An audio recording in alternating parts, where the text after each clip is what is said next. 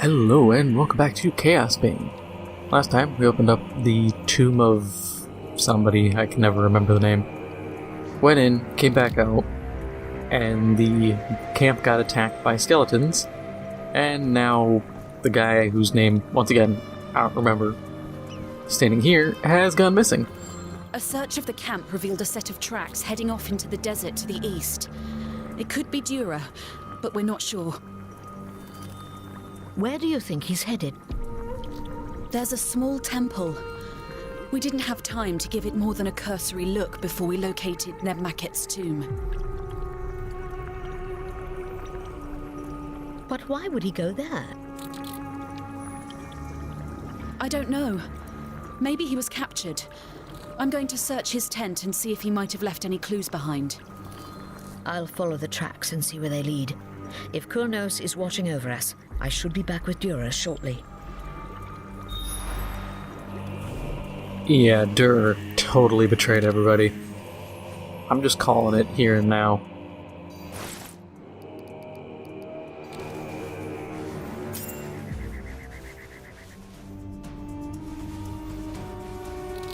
The gods have given your character a chance blessing. Okay.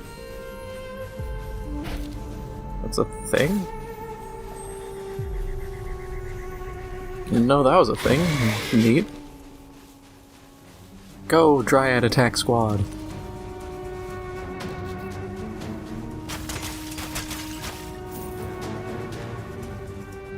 Man, can you imagine finding some ruins nearby and there's just heaps of skulls everywhere? Skeletons, skulls just lining everything within every crevice and crack. Every bit of rock, there's just another skull. I'd be sitting here thinking, what the hell happened here? This is not normal. Nobody just casually has this many skeletons laying around.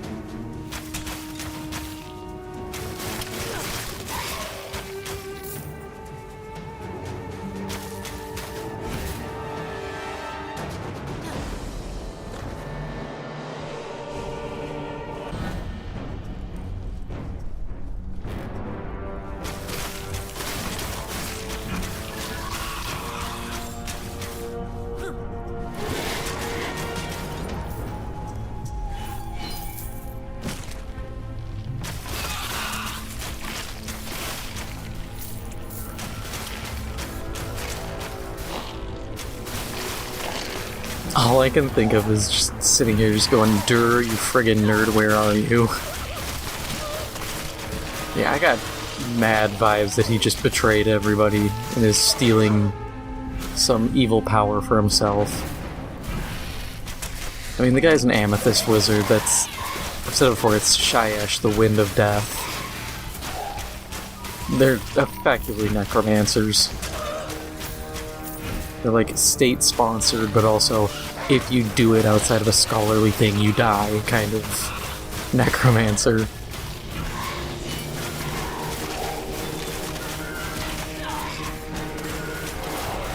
Mr. Bannerman there.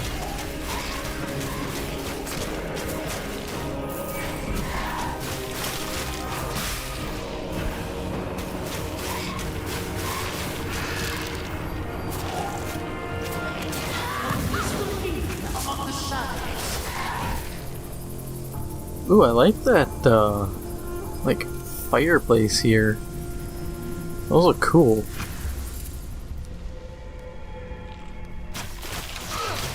I also like how I keep finding, like, new tile sets. This isn't just the first tile set all over again. I can keep saying about these environments, I can really appreciate it. It shows a lot of effort was put in.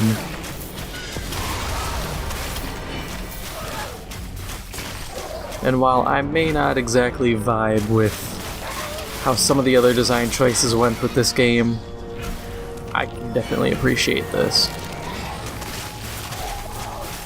Also, I thought this was funny. So, I record in like 2-week blocks. Just because it's easier just to record en masse instead of, you know, every Saturday or something being like, okay, I gotta do all this. And so, I sat there and I had mentioned in the first episode of this talking about Total War Warhammer 3. And then the sheer irony of that video coming out, I think the day after the Warhammer 3 announcement. Which, I'll be honest, I am absolutely hyped for. Cathay is finally getting a unit roster. That's great to me. Like I've been saying, they should have just kept expanding on what was East. You know, you have Ind, you have Nippon. If you think I wouldn't play Fantasy Samurais, you're out of your mind. I would love to play them. And they can include, I think it's the Jade Dragons, they're effectively like vampires. There's so much you can do. And as I said before, you know, add Mu. You know, you already have Ulthuan is just Atlantis. Add Mu. Give it to like I said, a like Atlantean themed faction or something. And go from there. Let's add some Greek stuff. Minotaurs already exist, but like tamed Minotaurs, giants, well, not really giants, but like Cyclopses, stuff like that. You could easily, yeah, it's not most creative, but who cares? It'll be cool.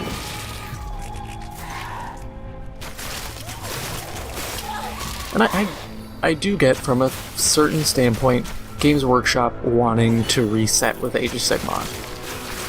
When you look at like the Ossiarch Reapers and stuff like that for the undead Nagash's army, I get it. I genuinely do. But at the same time, it just feels kind of dumb.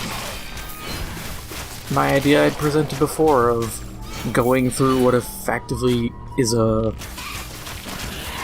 having the world end, but it spits you out into a parallel universe. Yeah, it's kinda cheap, but I think it's a fair way of presenting new stuff and potentially altering the world without just telling people to get bent, which is what Age of Sigmar felt like. You know, could have a world where Nagash didn't get banished, but he's diminished in power. The Wood Elves work more in harmony with the High Elves, so they all live in, like, Ulthuan.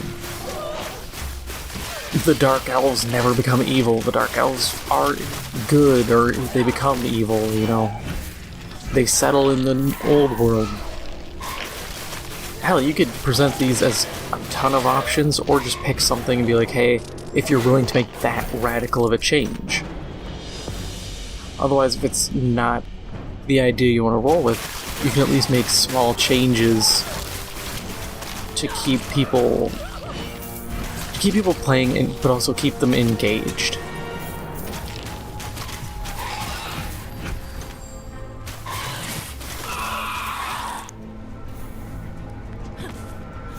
But back to Warhammer 3.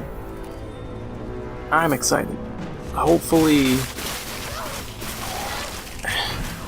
it's kind of a given that we're gonna get Neferata at some point, because Silver Pinnacle is in the map. There's the Lamian Sisterhood, there's another thing that references her, and like you have Nagash-Dazar, or Nagash-Dazar, something like that. If you play it, it's over by Peg Barter. It's a place that has a building that gives you mad amounts of vampiric corruption, but if you play as the Vampire Coast, Vampire Counts, or Ark in the Black, you get some pretty good bonuses. Or if you play as Azag, which I thought was a nice little bonus because, honestly, Azag he's an interesting orc, but there was nothing that made him stand out. Especially with the bonuses to dealing with, I think, vampires. That's it. You didn't get a bonus dealing with vampire corruption, so your lands, if you butted up to a vampire, were just constantly just corrupt. And it's great if you want to build up fightiness and get some wars going, because then just let all these vampire armies pop up and just slap them down. But if you're tired of that and keeping an army effectively at home, it's a real hindrance. But being able to build that building and get, I think it's a complete resistance to penalties, which really, really helps. It just sucks because you have to deal with Deathmaster Snitch, and he's gonna... If you let him stay alive at any length for a full, game, if you let him stay alive, he's just gonna rip you into an asshole, flat out. The only ways I understand beating him are through just morale breaking, through tons of fear and terror, or just gun lines. Which, I'm all for just lining up, if you're another Skaven faction, just lining up rattling gunners and having them walk into a Halo gunfighter. But not everyone gets to be fortunate enough to have that.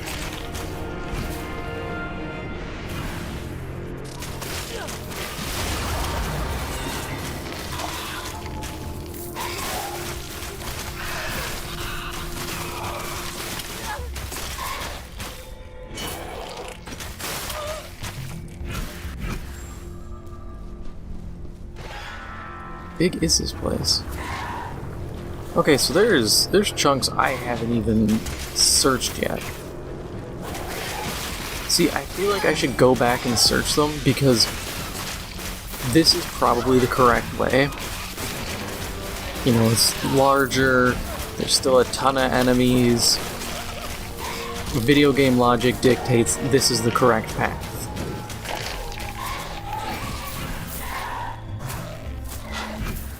But they could also be throwing me for a loop here. And actually, this is the wrong way.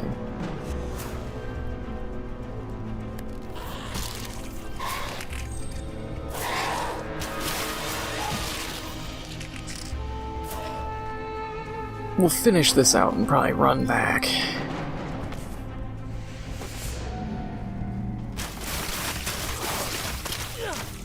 Oh, this is funny. So, Blizzard put out a tweet about upcoming BlizzCon, saying, "Oh yeah, what are you guys most excited for?" And it was a poll, and it got a bunch of likes, bunch of retweets, comments, all that stuff.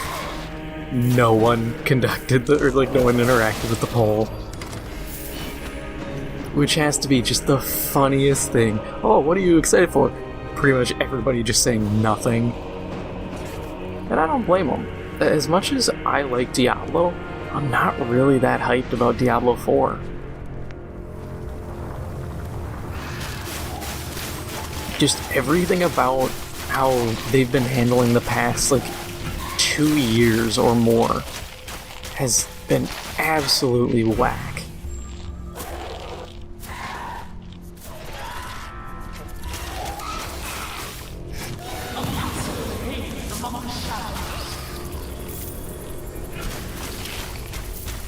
I can't remember the guy's name, but the Hearthstone stuff that happened. And just everything everything they've been doing, the draconian rule sets they have regarding like how people conduct themselves in Overwatch streams. I'll always bring that up. You can't talk trash. Yeah, some of the stuff people have said is kind of edgy, and it's bad. There's stuff you shouldn't be saying, but people will. It's part of trash talk. But at the same time, who cares?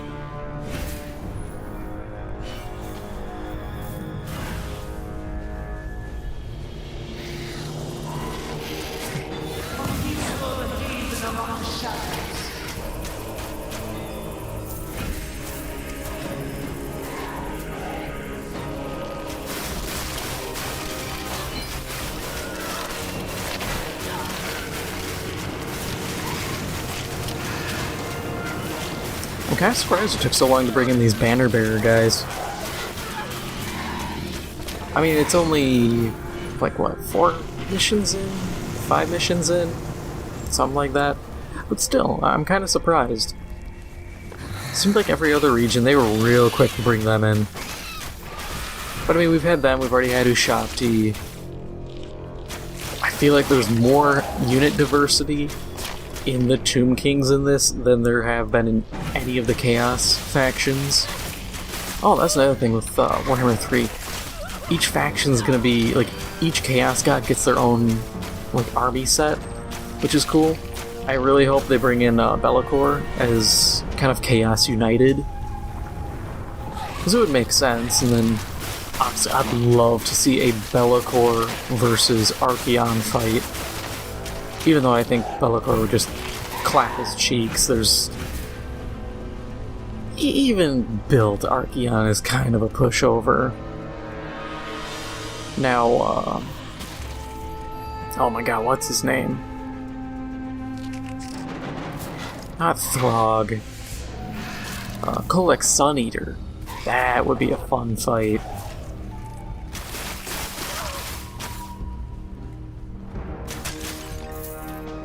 Also, random little kind of like tangentially rant.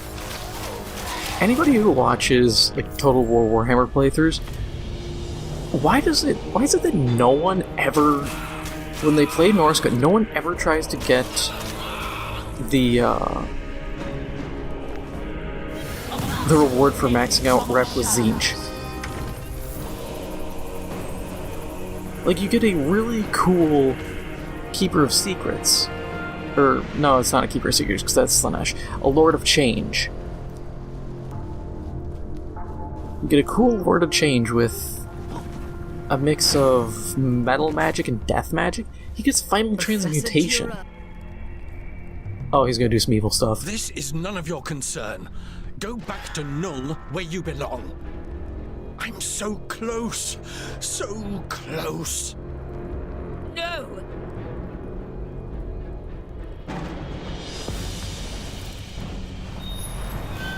That's pretty sick.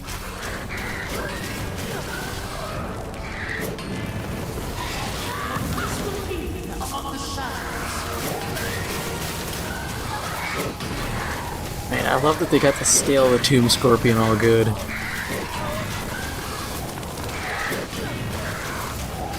Also, apparently I found, like, the one spot to stand where he can't hit me. These ricocheting bolts just... they let me cheese these fights too Durer easily. was here. He stole a book from the temple. I know what he's trying to do. I found Durer's journal while I was searching his tent. This was never about the Amethyst Order. He came here solely for himself. Professor Durer is dying. He suffered warpstone poisoning on an expedition to Mordheim last year. Now he's come here searching for the elixir of life, hoping that it can heal him. Unsealing the crypt was just the first part of Durer's plan. Now he's going to awaken Nebmaket and question him about the elixir. We've got to get to the crypt before it's too late.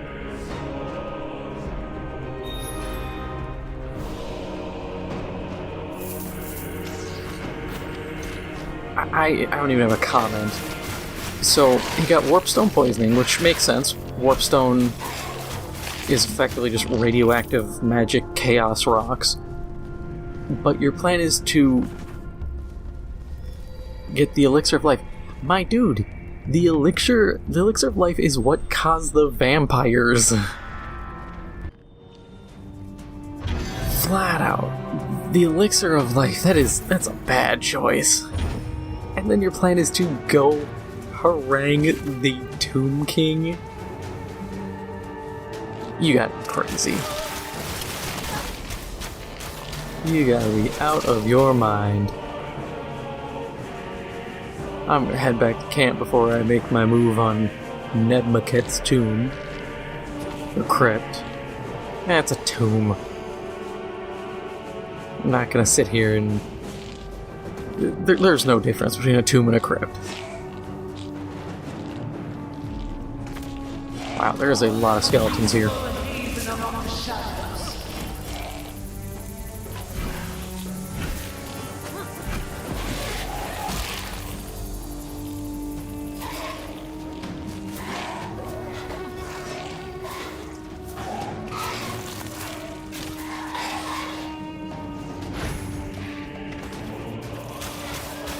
I do think it's interesting that they reference Mordheim.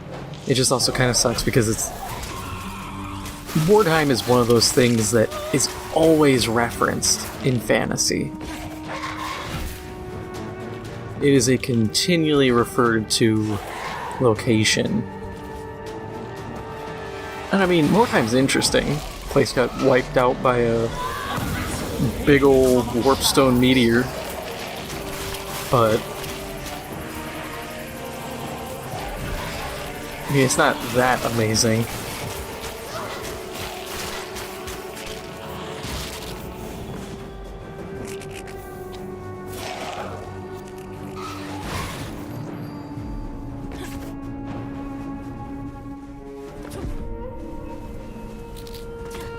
Alright, so that is all for now. If you enjoyed this episode, make sure to hit the like button. It helps out the channel a lot. And if you haven't already, make sure to hit the subscribe button. Thank you for watching, and I'll see you in the next one.